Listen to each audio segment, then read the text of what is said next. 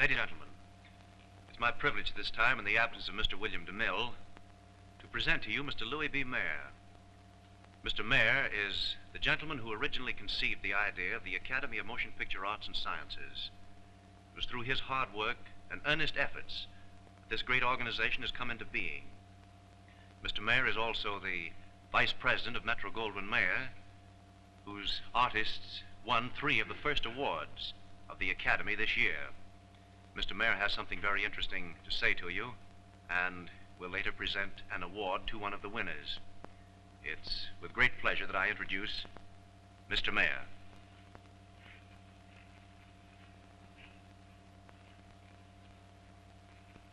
Ladies and gentlemen, I'm about to introduce to you a gentleman that, while he is a very dear friend of mine, is also a very strong competitor for this honor, and I'm going to call him out here that you may have a good look at him, and then I will have much more to say.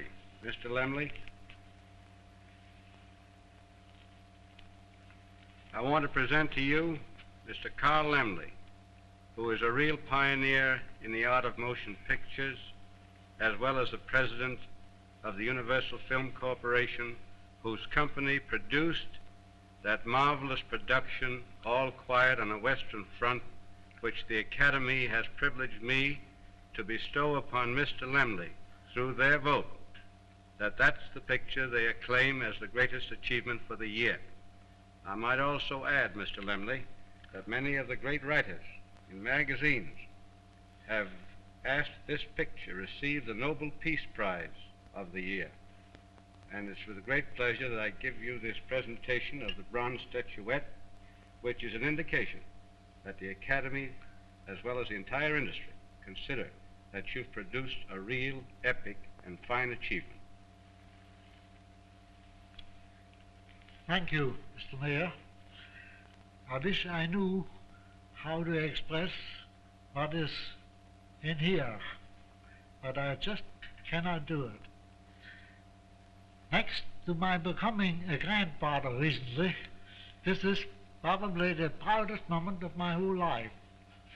And I want to take this opportunity to thank you, to thank the Academy of Motion Picture Science, Arts and Sciences, and to thank every member. And I also want to take this opportunity of thanking our own organization for having given the world a picture that will be remembered for a long, long time.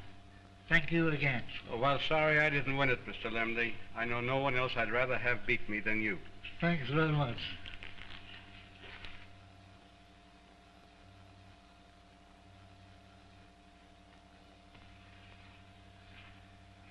Friends, I'm about to present this award to a person who's very well known to you. I'm going to ask her to come out and meet you. Miss Norma Shearer. Norma?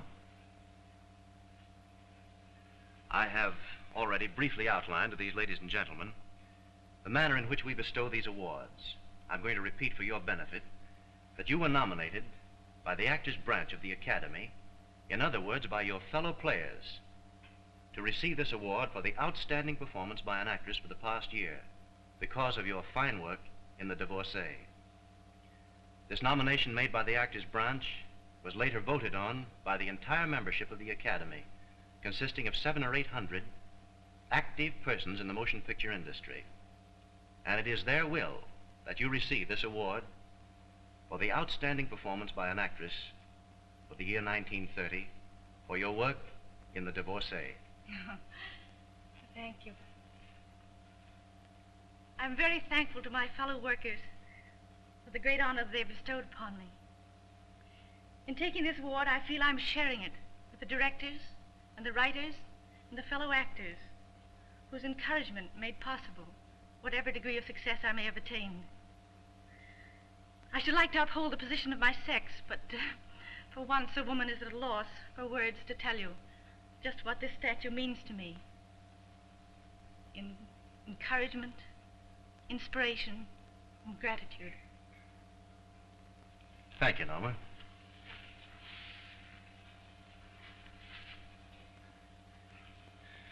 Friends, the members of the Academy have decided that The Big House is the outstanding writing achievement for the past year. The author of The Big House is Miss Frances Marion, who will now receive the award from the hands of Mr. Jack Cunningham, an outstanding member of the writers' branch of the Academy. I have the honor of introducing Mr. Jack Cunningham. Jack? Folks, I want to introduce to you a very dear friend, Miss Frances Marion. Frances, as the representative of the writers' branch of the Academy, it gives me great pleasure to present this award to you. All the more so because it was an original story written direct for the talking screen and not the adaptation of a play or novel. Thank you very much, Jack.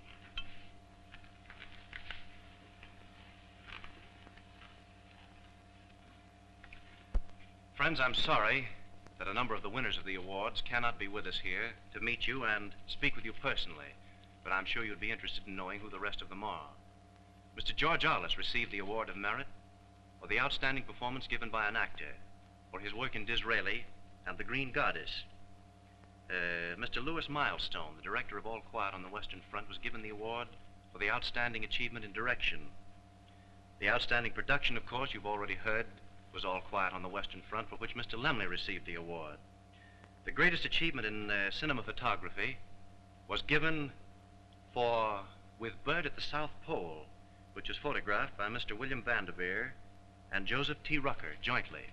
The cameraman considered this one of the greatest achievements in photography that the world has ever known. The physical difficulties and the great handicaps under which they worked only added to the glory of the achievement. The greatest achievement in sound recording was also awarded to The Big House. The award will be given to the sound department of the Metro-Goldwyn-Mayer studio. The finest art direction of the year was awarded to The King of Jazz, a Universal production, and the work was done by Mr. Herman Ross. I think this concludes the list of awards, and one of the greatest functions of the Academy draws to a close for the past year. Thank you very much.